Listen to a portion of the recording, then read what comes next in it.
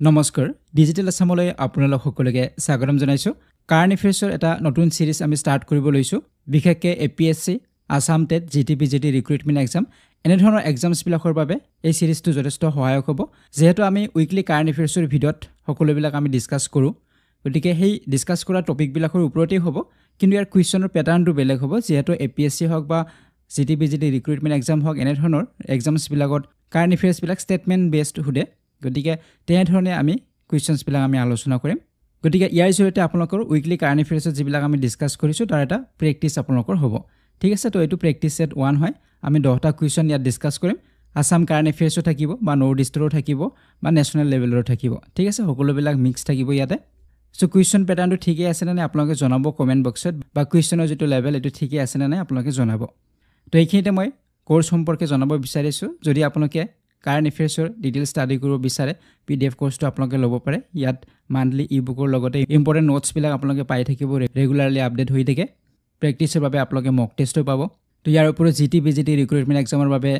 pedagogy course এটো video' course হয় বা আসাম এণ্ড ইটস পিপল ঠিক তেনেদৰে সিটেটৰ কোৰ্স তো যিকোনো কোৰ্স আপোনালোকে ল'ব বিচাৰিলে ডিজিটেল আসাম মোবাইল এপৰ পৰা আপোনালোকে ল'ব পাৰিব নাইবা ৱেবছাইটৰ পৰা আপোনালোকে ল'ব পাৰে digitalassam.in আৰু ইয়াৰ ডাইৰেক্ট লিংক বিলাকো ডেসক্ৰিপচন বক্সত দিয়া আছে কিবা আপোনালোকৰ জানিবলগীয়া থাকিলে তলৰ এটা WhatsApp নম্বৰ দিয়া আছে তাত আপোনালোকে সুধিব পাৰিব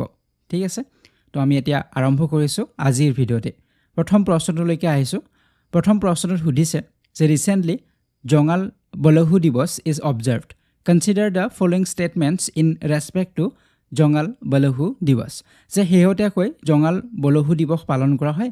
জঙ্গাল বলহু দিৱসৰ সন্দৰ্ভত তলত দিয়া বক্তব্যসমূহ বিবেচনা কৰক গতিকে আমি অলৰেডি ডিসকাস কৰিছিলো উইকলি কাৰেণ্ট এফেয়াৰ্ছৰ ভিডিঅ'ত এইবিলাক কিন্তু ইয়াত কুৱেশ্যনটো আমাৰ ষ্টেটমেন্ট বেছ কুৱেশ্যন হিচাপে আমি লৈছো তো জঙ্গাল বলহু দিৱস পালন কৰা হৈছে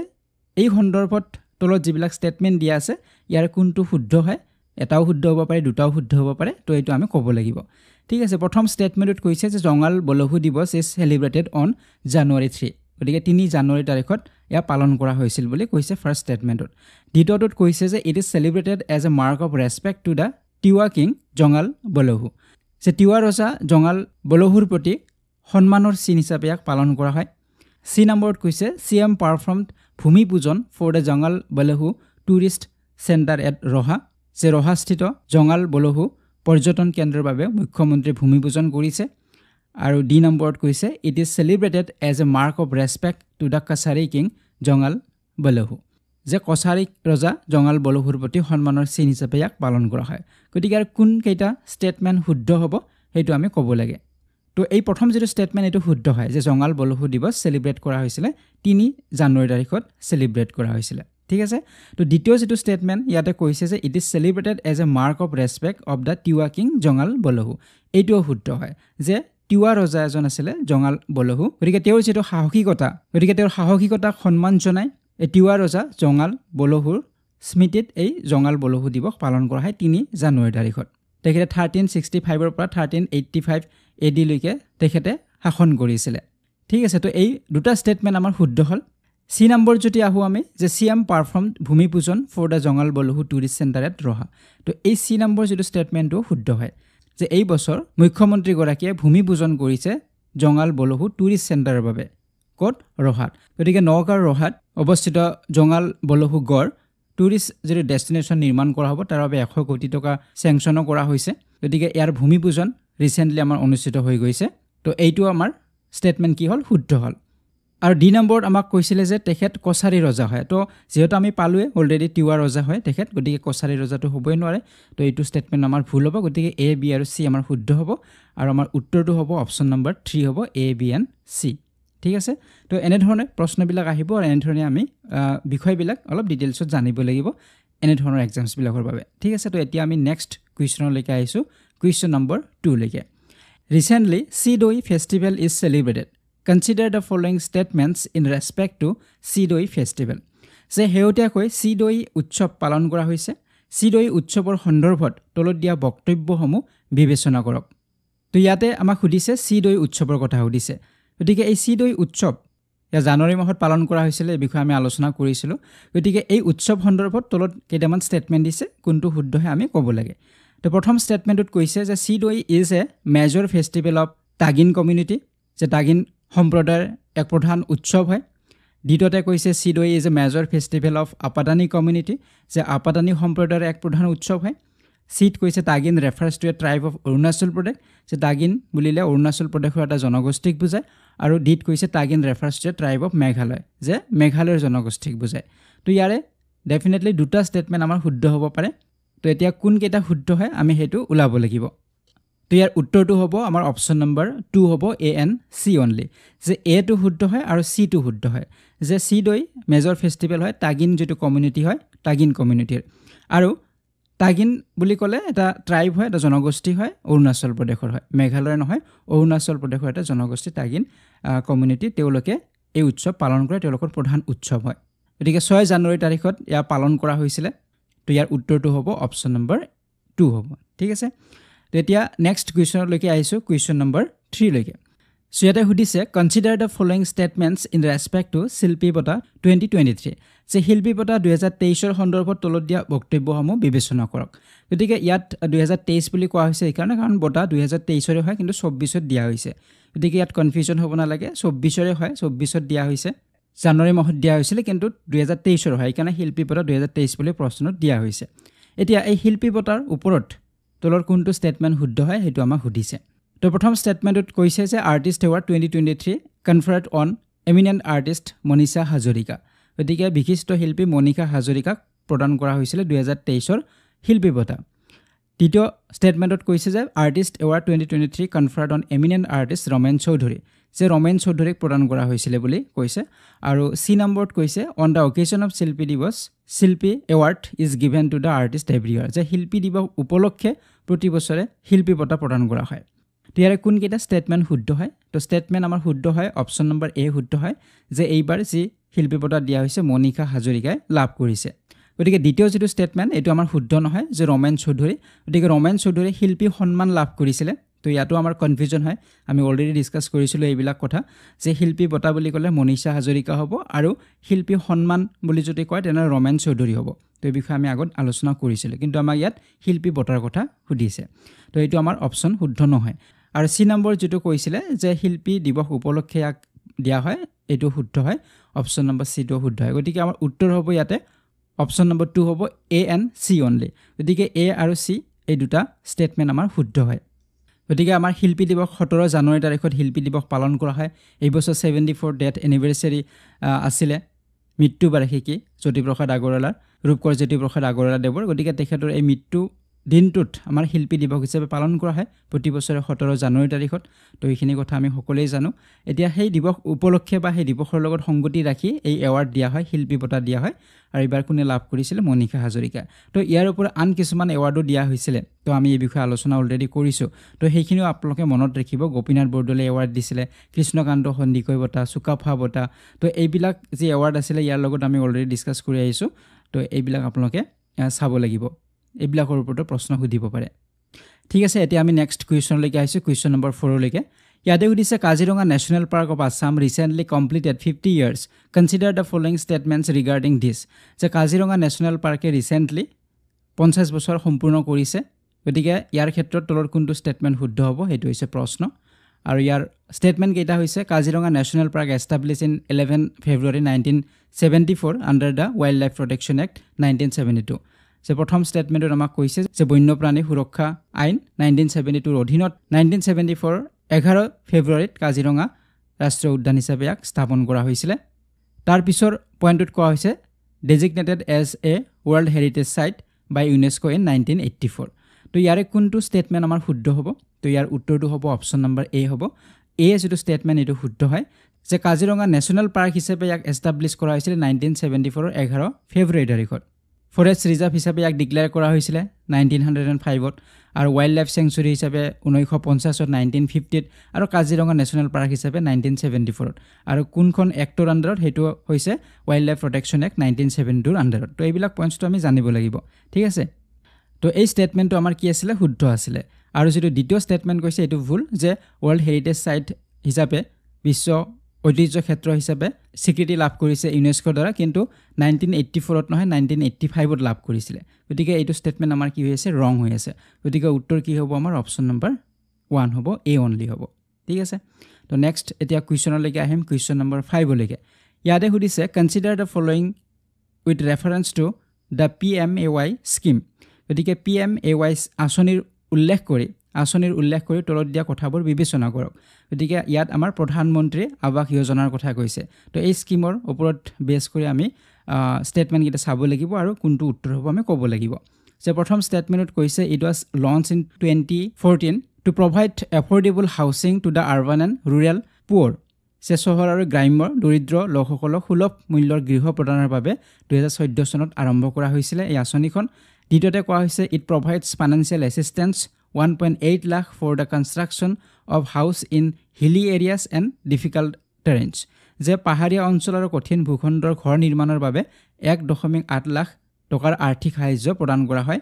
তো হেতু কথা কোৱা হৈছে আৰু সি নম্বৰত কোৱা হৈছে credit linked subsidy scheme is a key vertical component under PMAY urban যে ঋণ সংযুক্ত ৰাজ সাহায্য আঁচনি PMAY আৰবান বা চহৰৰ অধীনত এটা মূল উপাদান গতিকে ইয়াৰ কোনটো স্টেটমেন্ট শুদ্ধ হয় কোন কেইটা স্টেটমেন্ট শুদ্ধ হয় হেতু হৈছে আমাৰ প্ৰশ্ন গতিকে আমি যদি ইয়াতে চাওঁ প্ৰথম স্টেটমেন্টটো ভুল হয় যে ইয়াতে কেতিয়া লঞ্চ হোৱা বুলি কৈছিলে প্ৰধানমন্ত্ৰী আৱাস যোজনা আঁচনিখন 2014ত লঞ্চ হোৱা নাছিলে 2015ত লঞ্চ হৈছিলে গতিকে প্ৰথম যেটো স্টেটমেন্টটো আমাৰ কি হ'ল ভুল হ'ল গতিকে 2015 চনত ইয়াক লঞ্চ কৰা হৈছিলে আৰু এটা লক্ষ্য ৰখা হৈছিলে যে 2022ৰ ভিতৰত যাতে সকলোৱে এফৰ্ডেবল হাউস যাতে সকলোৱে লাভ কৰে তেনেধৰণৰ এটা লক্ষ্য ৰখা হৈছিলে গতিকে ফাৰ্স্ট যেটো স্টেটমেন্ট হেতু আমাৰ কি হ'ল ভুল হ'ল দ্বিতীয় যেটো স্টেটমেন্টত কোৱা হৈছিলে যে 1.8 লাখৰ ইয়াত ফাইনান্সিয়েল এছিষ্টেন্স দিয়া হয় ঘৰ বনোৱাৰ বাবে কিন্তু এই স্টেটমেন্টটো আমাৰ কি হয় ভুল হয় 1.8 লাখ নহয় 1.5 লাখ দিয়া হয় ফৰ কনস্ট্ৰাকচন অফ হিলি এৰিয়াছ বিলাক বা ডিফিকাল্ট যিবিলাক টেৰেন্স হয় এইবিলাকৰ ক্ষেত্ৰত ঘৰ বনোৱাৰ বাবে 1.5 লাখ দিয়া হয় 1.8 লাখ নহয় তো এই স্টেটমেন্টটো আমাৰ কি হ'ল ভুল হ'ল আৰু যেটো সি নম্বৰ আছে সি নম্বৰ যেটো স্টেটমেন্টটো কাৰেক্ট হয় যে এই যিখন স্কিম আছে এই স্কিমখন দুটা ভাগত ভাগ কৰে এটা হৈছে আৰবানৰ বাবে এটা হৈছে গ্ৰামীণৰ বাবে আৰবানৰ বাবে বেলেগ গ্ৰামীণৰ বাবে বেলেগ হয় গতিকে সি নম্বৰ স্টেটমেন্টটো আমাক PMAY আৰবানৰ কথা সুধিছে চহৰৰ কথা কৈছে ইয়াতে গতিকে আৰবানৰ বাবে ইয়াত ফাইনান্সিয়েল এছিষ্টেন্সটো দিয়া হয় তাৰ উপৰি সাবসিডি হোম লোনছৰ ওপৰত সাবসিডিও দিয়া হয় গতিকে সেই কথাখাৰি ইয়াতে কৈছে ক্ৰেডিট লিংক সাবসিডি স্কিমৰ কথা যি কৈছে যে যেটো ইন্টাৰেষ্ট যেটো সাবসিডি দিয়া হয় হোম লোনৰ ওপৰত প্ৰভাইড কৰা হয় আৰু এটো কিহৰ জৰিয়তে প্ৰভাইড কৰা হয় বেনিফিচিয়াৰিজ বিলাকৰ পাৰচেজ কৰাৰ বাবে বা কনস্ট্ৰাকচনৰ বাবে হাউস পাৰচেজ বা কনস্ট্ৰাকচন এইবিলাকৰ ক্ষেত্ৰত সাবসিডি তেওঁলোকক প্ৰভাইড কৰে গতিকে এই যেটো স্টেটমেন্টটো আমাৰ শুদ্ধ হয় গতিকে উত্তৰ আমাৰ কি হ'ব ইয়াত অপচন নম্বৰ 4 হ'ব আমাৰ শুদ্ধ উত্তৰ যে সি অনলি মাত্ৰ সি নম্বৰটো ইয়াৰ শুদ্ধ হয় গতিকে এনে ধৰণৰ যিবিলাক আঁচনি আছে আঁচনিবিলাকৰ বিষয়ে আপোনালোকে ডিটেইলছত জানিব লাগিব এতিয়া আমি নেক্সট কোৱেশ্চনলৈকে আহিছো কোৱেশ্চন নম্বৰ 6 লৈকে ইয়াতে সুধিছে কনসিডাৰ দ্য ফলোইং স্টেটমেন্টস যে তলত দুটা স্টেটমেন্ট দিয়া আছে ইয়াত আমি বিবেচনা কৰিব লাগিব কোনটো শুদ্ধ হয় স্টেটমেন্ট 8 কৈছে the ED investigates cases on financial crimes and money laundering আৰু বিট কৈছে the ED came into existence under foreign exchange regulation act গতিকে ইয়াত ইডিৰ কথা কৈছে ৰিসেন্টলি আমি সকলোৱে জানো দিল্লীৰ মুখ্যমন্ত্ৰী গৰাকী ইডিৰ দ্বাৰা গ্ৰেপ্তাৰ হৈছিলে ইডি মানে হৈছে এনফোৰ্সমেন্ট ডাইৰেক্টৰেট গতিকে ইডিয়ে এৰেষ্ট কৰিছিলে এই বিষয়ে আমি আলোচনা কৰিছিলো গতিকে তাৰ ওপৰতে এই স্টেটমেন্ট দুটা সুধিছে যে ইডিয়ে ইনভেষ্টিগেট কৰে কেছবিলাক আৰ্থিক অপৰাধ আৰু ধন সৰবৰাহৰ গোচৰবিলাক তদন্ত কৰে এই স্টেটমেন্টটো যদি আমি চাও শুদ্ধ হয় কাৰণ মুখ্যমন্ত্ৰী গৰাকীক যে এৰেষ্ট কৰা হৈছিল তেওঁক মানি লণ্ডাৰিং কেছতে তেওঁক গ্ৰেপ্তাৰ কৰা হৈছিল ধন সৰবৰাহৰ গোচৰত তেখেতক এৰেষ্ট কৰা হৈছিল গতিকে এই স্টেটমেন্টটো আমাৰ শুদ্ধ হয় আৰু দ্বিতীয় স্টেটমেন্ট যদি চাও যে ইডি কেম ইনটু এক্সিষ্টেন্স যে কোনখন এক্টৰ আন্ডাৰত ইয়াক গঠন কৰা হৈছে ইডি যে ফৰেইন এক্সচেঞ্জ ৰেগুলেশ্যন এক্ট তো এই স্টেটমেন্টটো আমাৰ শুদ্ধ হয় যে ফৰেইন এক্সচেঞ্জ ৰেগুলেশ্যন এক্ট 1947 ৰ দ্বাৰা ইয়াক গঠন কৰা হৈছিল ইডি গঠন কৰা হৈছিল ঠিক আছে গতিকে দুটা স্টেটমেন্টে শুদ্ধ হয় উত্তৰ হ'ব অপচন নম্বৰ 3 হ'ব both A and B এতিয়া আমি নেক্সট কোৱেশ্চনলৈকে আহিছো কোৱেশ্চন নম্বৰ 7 লৈকে ইয়াতে সুধিছে উইথ ৰেফাৰেন্স টু তৰং শক্তি exercise consider the following statements তো এই তৰং শক্তি এক্সাৰসাইজৰ বিষয়ে আমি অলৰেডি ডিসকাস কৰিছো নিশ্চয় আপোনালোকৰ মনত আছে মিলিটাৰী এক্সাৰসাইজ তাৰ কথা সুধিছে মিলিটাৰী এক্সাৰসাইজ তৰং শক্তিৰ কথা সুধিছে গতিকে ইয়াৰ ক্ষেত্ৰত তলৰ কোনটো স্টেটমেন্ট শুদ্ধ হ'ব প্ৰথম স্টেটমেন্টত কৈছে it is the largest multilateral exercise of Indian air force যে ভাৰতীয় বায়ু সেনাৰ ই সৰ্ববৃহৎ বহুপক্ষীয় অনুশীলন বিট কৈছে it will be hosted in 2 phases গতিকে দুটা ফেজত ইয়াক হোষ্ট কৰা হৈছিল তো এই পইণ্টছবিলাকৰ ভিতৰত কোনটো আমাৰ শুদ্ধ হয় সেইটো আমাক সুধিছে গতিকে প্ৰথম যেটো ষ্টেটমেণ্টটো এটো শুদ্ধ হয় যে এই লাৰ্জেষ্ট এটা মিলিটাৰী এক্সাৰসাইজ হয় ইণ্ডিয়ান এয়াৰ ফ'ৰ্চৰ মাল্টিলেটাৰেল হয় সাধাৰণতে আমি বাইলেটাৰেল যিবিলাক মিলিটাৰী এক্সাৰসাইজ হয় দুখন দেশৰ মাজত হয় কিন্তু ইয়াতে দুখন দেশৰ মাজত নহয় বহু কেইখন দেশৰ মাজত হৈছিল এই এক্সাৰসাইজটো আৰু দুটা ফেজত বি নম্বৰ ষ্টেটমেণ্টত কি কৈছে যে দুটা ফেজত ইয়াক হোষ্ট কৰা হৈছিল এইটো শুদ্ধ হয় প্ৰথম ফেজটো তামিলনাডুৰ সুলুৰত হৈছিল আৰু দ্বিতীয় যেটো ফেজ এটো ৰাজস্থানৰ যোধপুৰত হৈছিল এই বিষয়ে আমি ডিসকাস কৰিছো সেপাৰেট এটা ভিডিও আছে মিলিটাৰী এক্সাৰসাইজৰ ওপৰত তো তাতো আমি ডিসকাস কৰিছিল এই পইণ্টছখিনি এটিকে 6 আগষ্টৰ পৰা 14 আগষ্টলৈকে ফাৰ্ষ্ট ফেজ হৈছিল আৰু 29 আগষ্টৰ পৰা 14 সেপ্টেম্বৰলৈকে এটো দ্বিতীয় যেটো ফেজ হৈছিল তো ইয়াতে জাৰ্মানী ফ্ৰান্স স্পেইন ইউকে এইবিলাক দেশে পাৰ্টিসিপেট কৰিছে ইউএসএ অষ্ট্ৰেলিয়া গ্ৰীচ এনে ধৰণৰ দেশবিলাক ইয়াত পাৰ্টিসিপেট কৰিছিল গতিকে দুটা ষ্টেটমেণ্টে শুদ্ধ হয় উত্তৰ আমাৰ হ'ব অপচন নম্বৰ 3 হ'ব both A and B A আৰু B দুটাই আমাৰ শুদ্ধ হয় এটা আমি আইছো নেক্সট কোৱেশ্চন নম্বৰ 8 লৈকে ইয়াতে উদিছে consider the following statements regarding justice Gita Mittal committee ন্যায়াধীশ গীতা মিত্তল সমিতিৰ সন্দৰ্ভত তলত দিয়া বক্তব্যসমূহ বিবেচনা কৰক গতিকে ইয়াত জাস্টিস গীতা মিত্তল কমিটিৰ কথা সুধিছে তো সেই সন্দৰ্ভত কেইটা ষ্টেটমেন্ট আমাৰ শুদ্ধ হয় প্ৰথম ষ্টেটমেন্টত কৈছে যে supreme court ordered setting up of the committee to observe relief and rehabilitation in Manipur যে উচ্চতম ন্যায়ালয়ে মণিপুৰৰ সাহায্য আৰু পুনৰ্বাসনৰ তদাৰক কৰিবলৈ কমিটি গঠনৰ নিৰ্দেশ দিছিলে জাস্টিস গীতা মিত্তল কমিটিখনৰ কথা কৈছে আৰু বিট কৈছে all the 3 members in the committee are women যে কমিটিখনৰ তিনিজন সদস্যই মহিলা আছিল গতিকে ইয়াৰে কোনটো আমাৰ শুদ্ধ উত্তৰ হ'ব আমাৰ অপচন নম্বৰ 3 হ'ব both A and B দুটা ষ্টেটমেন্টে আমাৰ শুদ্ধ হয় সো মণিপুৰৰ কথা আমাৰ সকলোৰে মনত আছে 2023ৰ যেটো তাত কুকি আৰু মেইটি সম্প্ৰদায়ৰ মাজত যেটো সংঘৰ্ষ হৈছিল গতিকে এই ক্ষেত্ৰত সাহায্যৰ বাবে বা পুনৰ্বাসনৰ তদাৰক কৰিবলৈ এই কমিটিখন গঠন কৰা হৈছিল জাস্টিস গীতা মিত্তল কমিটি গঠন কৰা হৈছিল গতিকে ইয়াৰ মণিপুৰৰ লগত জড়িত হয় ঠিক আছে গতিকে প্ৰথম ষ্টেটমেন্টটো আমাৰ শুদ্ধ হ'ল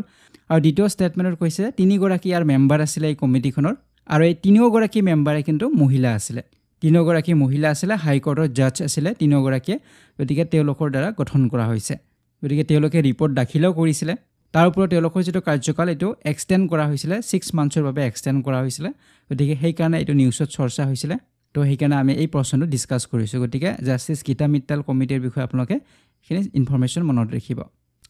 ঠিক আছে এতিয়া নেক্সট কোৱেশ্চন নম্বৰ 9 লৈকে আহিছো ইয়াতে উদিছে consider the following statements regarding different sports in the Olympic games যে অলিম্পিক গেমছৰ বিভিন্ন খেলৰ সম্পৰ্কে তলত দিয়া বক্তব্যসমূহ বিবেচনা কৰক গতিকে অলিম্পিক গেমছ আমাৰ অনুষ্ঠিত হৈ গল এই বিষয়ে আমি আলোচনা কৰিছো সেপাৰেট ভিডিওটো আমি আলোচনা কৰিছো গতিকে ইয়াতে আমাক সুধিছে কেইটামান ষ্টেটমেন্ট প্ৰথমটোত কৈছে there were 32 different sports at the 2024 Paris Olympic যে 2024ৰ পেৰিছ অলিম্পিকত 32 টা ভিন্ন ক্ৰীড়া অনুষ্ঠিত হৈছিল তো এইটো একেবাৰে শুদ্ধ হয় যে 2024ৰ পেৰিছ অলিম্পিকত 32 স্পৰ্টস ইয়াত পাৰফৰ্ম কৰা হৈছিল